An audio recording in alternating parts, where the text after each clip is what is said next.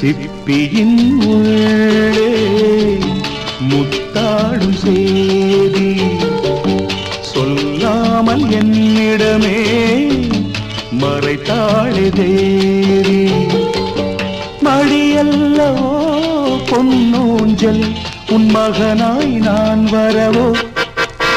சிப்பியின் உள்ளே முத்தாடும் சேதி சொல்லாமல் என்னிடமே மறைத்தாளே தேவி.